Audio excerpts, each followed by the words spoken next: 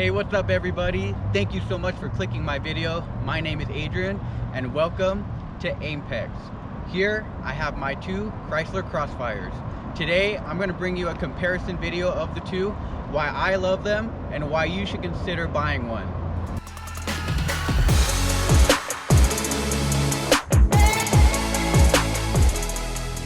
God bless you all for clicking my video. Let's talk about the Chrysler Crossfire. This car came about because it was a combination between Chrysler and Mercedes-Benz. In the early 2000s, in 2001 actually, this car was unveiled as a concept car. In 2002, the production was made as the ones you see here, and then it started to go on sale in 2004. And this car is amazing. I've owned this car for about a year and I absolutely love it, and you should consider getting one. We're going to talk about the comparisons with these two. They look the same on the outside, but they're just slightly different. We're going to talk about the exterior, the interior, and then the power that it has. The Chrysler Crossfire was only produced from 2004 to 2008. I believe this car is a beautiful car. The design, the grooves it has, the accents it has that I think are just wonderful. Let's first start out with the hood and going all the way to the back. So the hood has some nice grooves. This is a typical Chrysler design, but one beautiful thing it has is this center spine. It actually goes all the way to the back of the car. Another wonderful thing is it actually continues in the interior of the car that we'll see here in a little bit. This one is not stock. It has a custom grille on it, but my other one is completely stock. This is the stock grille that comes with the car. So a wonderful thing about the car are the nice satin silver accents it has. You see we have this satin silver window trim up on the front windshield. And we also have the same thing on these side grills. Now this is just a design, it's not functional, but it gives it a nice flair to the vehicle. We have the same satin rims. These are stock. We have 18 by 7-inch rims in the front, and then we have 19 by 9 inches in the back. So they're decently wide. They're wide enough for this car, but it just adds that nice elegant feel with the touches of satin silver all around the car. Now let's actually talk about how this car got its name, Chrysler Crossfire. The whole idea around the name was actually this cross seam right here. I don't know if you guys can see it too well, but we have this line where we have this groove that cuts into the fender, and then it gets a little smaller and smaller, and then it flips, and then it continues into the back of the vehicle on the back fender, and that cross gave them the name Cross. So Crossfire. I just think it's great. You know, you have that significant line right here that actually gave it its name. We have that center spine that continues on the top of the roof into the back of the car, on the back fender, all the way down. It's a beautiful design. This car actually has a pretty wide stance, but it's not that wide. It's just the design makes it look that way. We have a center exhaust pipe with two pipes. I think that's really nice. We have, you know, just your standard tail lights. They're not LED. Like I said, this car was only produced from 2004 to 2008, so LED was just being introduced. We obviously have Crossfire on the back. I think the back of this car is probably the prettiest when you're looking at the car, especially if you're driving behind it. I know it's not a supercar, but it definitely has a beautiful design, and especially when you're looking from the back, it's just wonderful. I have gotten so many compliments on what the car is, that it's a beautiful car, and it just puts a smile on my face. Now, one of my absolute favorite features of this car is this piece right here. It's down right now, but this is actually a retractable spoiler. This spoiler will pop up at around 60-65 miles per hour automatically, or you can do it manually, but it just gives it a different look, especially if you're going fast and it pops up. It's just absolutely wonderful.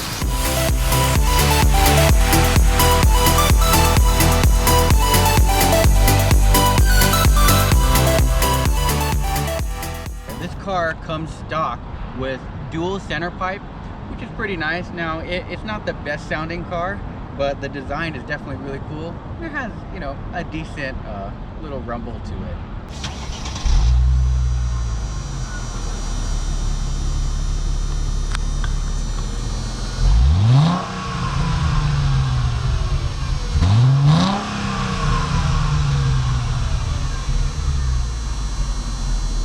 Now, let's go into the interior of the car. All right, everybody, I actually own two Chrysler Crossfires. Yes, two. Both are a little bit different. They're both a 2004 model.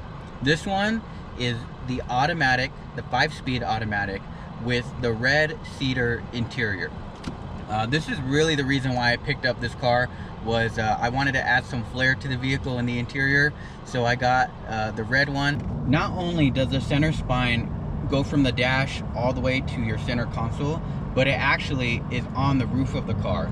So you have the spine on the outside of the car and it continues in the interior of the car, which is just absolutely wonderful. But let's talk about storage space. For a 2-seater car, this car actually has very good storage space. You have very decent trunk space in the back. You have your standard glove box, which is probably the same size glove box that you would find on just about any normal car. You have a nice big glove box storage space right here. It goes in deep. You have a lot of good room right there. But the funniest thing about this car is the cup holder. This is probably the smallest cup holder you may ever find. This one is kind of in the way, especially if you have a manual transmission like my other one. I mean, if you're gonna shift, and this is right here, you're gonna hit it. A lot of them have a broken cup holder because of that very reason. It's just kind of in the way, especially when you're driving. There's not that much room in this car, and so if you kind of just move your elbow this way, you're gonna spill your drink, possibly break the cup holder, but at least it has one, right? So the Chrysler Crossfire, like I said earlier, is a combination between Mercedes and Chrysler. This car shares 70% of its DNA with the first generation Mercedes SLK, the R170 platform. All the interior is basically the same as you'll find in the SLK. I'm not gonna lie, the interior, especially on the center console, is a little cheap, right? It's a lot of plastic, you know, very early 2000s look. It definitely looks nice and it gets the job done, but for a car like this, it could have been a little bit better. What's nice is you have that same satin silver that is in the interior as the same on the outside, on the pillars around the windshield and on the side grills as well. So the combination between Chrysler and Mercedes to develop the Chrysler Crossfire was quite unique. Like I said, this car shares about 70% of its DNA with the SLK, and part of that is everything underneath the hood. So this engine is a 3.2 liter naturally aspirated V6 Mercedes engine. It's the M112 engine, the same engine that you'll find in a lot of the early 2000 Mercedes vehicles.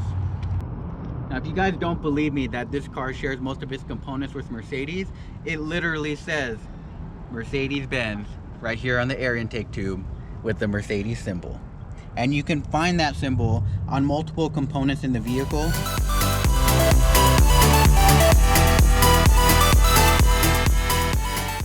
The M112 engine that you find in the Chrysler Crossfire produces 215 horsepower and 229 pound-feet of torque. This car only weighs about 3,000 pounds. Now, it definitely isn't the most amount of horsepower you can get, but it's sufficient for this vehicle. When you're driving it, you definitely feel sporty. You feel pretty quick, especially around corners. This car, when it was developed, they did a lot of its development in Germany, and a lot of that was on the Autobahn. So they really tested the engine, they tested the suspension on some racetracks in Germany, and they really developed the engine to give you a lot of torque, especially at high speeds. When you're going over probably 60-70 miles an hour, the power delivery is just smooth.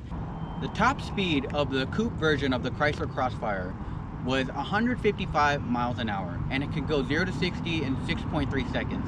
But like I said, it isn't the fastest vehicle, but it's definitely one of the coolest vehicles that you'll see on the road. So that's a little history and information about the Chrysler Crossfire. And like I said, I have two of them. They look the same, but they're slightly different. The one over here is a manual transmission, and this one right here is an automatic. Next, I'm going to do a comparison between the two, which one I would prefer and which one you should get. So let's go inside while I drive them. I am in the newest Crossfire to my garage, the 2004 automatic transmission. So let me tell you the reasons why I like this car. Number one, is it's an automatic, and it's just easier to drive around town. What I have found between this one and the manual is that the shifts are better. You know, it's an automatic transmission, so you get a perfect shift every time. It's a little bit more comfortable to drive. You know, manual transmission, you always got to be shifting the car manually, but there is a sense of enjoyment that comes with that, especially in a sports car. But you know, I'm gonna be honest, since I got the automatic, I do like it. It doesn't mean I prefer it for a sports car, but I do like it when it comes to driving around town. The power delivery is quite nice. The difference between the automatic and the manual is that in the automatic you have 5 speeds. In the manual transmission you have 6 speeds. I don't think the car has enough power to have 6 speeds, but you know, in the manual it came with 6 speeds, and that's how they made it. But in the automatic, I think the power delivery is more is sufficient through all the gears. The ride is a little bumpy. There's a lot of noise that comes through the inside of the vehicle, especially when you go over bumps. I mean, it's not the most comfortable car, but it definitely is one of the coolest cars that you can drive. But you know, around town, you hit a bump, you know, you could expect it to be a little rough. But you know, it's a sports car. It's supposed to have that feel, you know, that hey, this is more for sporty drives and you know, going around corners and just going fast, right? This one, 215 horsepower, from what I can tell. It's the same engine, V6 engine from Mercedes, the M112 engine. It's definitely not the most power in the world, but you know, it's pretty sufficient for this car. This car is just about a little bit over 3,000 pounds. It's not the lightest, but it's not the heaviest, so you know, power delivery is definitely okay. So I'm gonna punch it right now.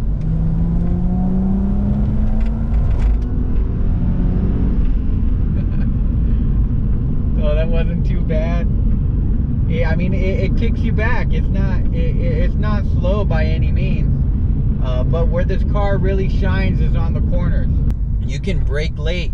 You can hit the throttle very early and really experience a really nice apex coming out of corners, which is so nice, and it's a thrill. You know, even just around town. I mean, if you find a corner or an off ramp, just have some fun. I mean, the car is gonna stick to the ground. There's not a lot of body roll. These seats hug you.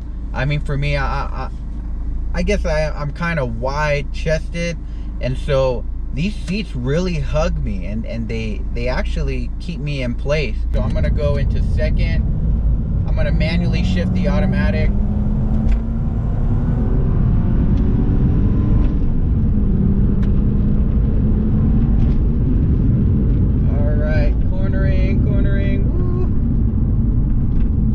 Popped up. Went back down.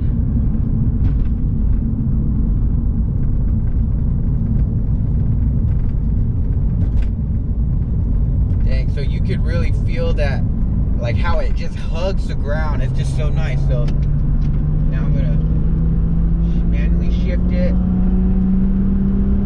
60, 70. It's a great car for being a weekend vehicle that you just take out and just have some fun with.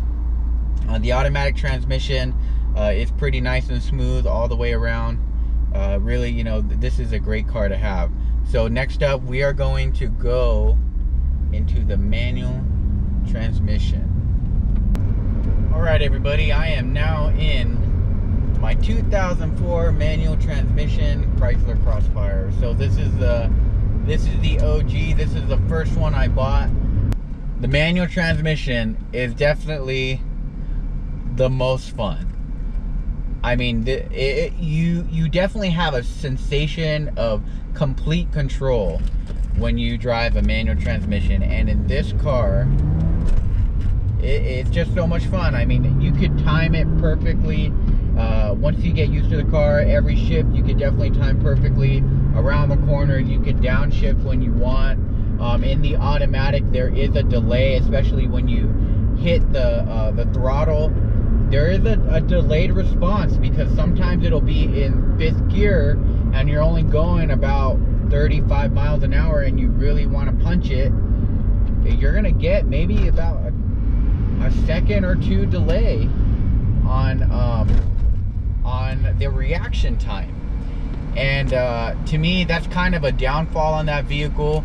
Is, you know, I don't like that delay. In this one, the throttle response, at least from your foot, is very nice. The power delivery amongst all the gears is not as good as the automatic, because this one has six gear ratios, the other one has 5. But you know, there's a give and take in both of them.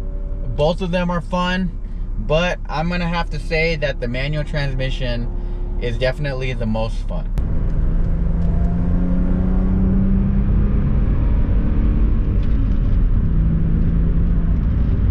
Yeah, I mean, both of the cars, they get up and go. I mean, 215 horsepower in a 3,000 pound vehicle, it's gonna be enough power to get you going. I mean, you definitely get that feel, especially in this rear wheel drive car. It's gonna kick you back a little bit. The engine's mounted in the front, so I mean, all the power is going to the rear wheels, so it definitely kicks you back a little bit. It provides that wonderful driving experience that you definitely want in a sports car. You just feel so comfortable going fast. It's a little dangerous. The car is small, it's compact, it's a sports car. I've taken this car in traffic and speeding and been weaving in and out of traffic, and I don't worry because of how small the car is. I know I have enough power, and the size of the car, I'm gonna fit in that little sliver to go into the lane and back into the other lane. So I don't recommend that all the time, but you definitely can. It brings a smile on my face. You are definitely going to feel more sporty in the manual transmission over the automatic.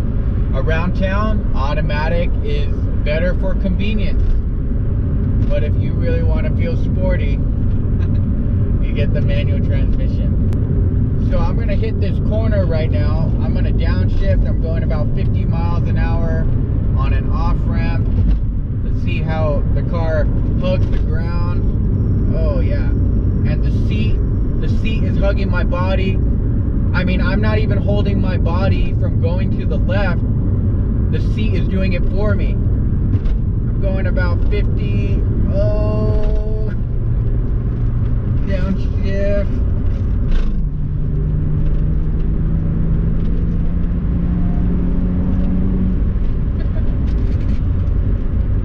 Yeah, you just have so much fun in this car. So if you are looking to buy a Chrysler Crossfire and you want that sporty feel 100% of the time, you don't care about convenience, you don't care about you know, being comfortable, get the manual transmission. You'll have so much more fun in the manual. The automatic is definitely you know, the next thing to go if you want some convenience. I mean, especially if you want to be holding hands with your significant other. But you know, if you don't mind that and you definitely want to just have a sports car, a GT car that's going to be fun around town, do the manual transmission Chrysler Crossfire. That's the way to go. I got a bike right next to me. Let's see if he wants.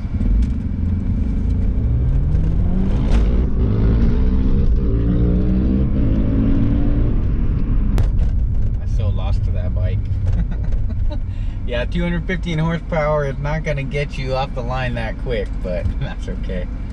I definitely look cooler than that guy in his Gimpy helmet on that bike. So there you have it, everybody. 2 Chrysler Crossfires.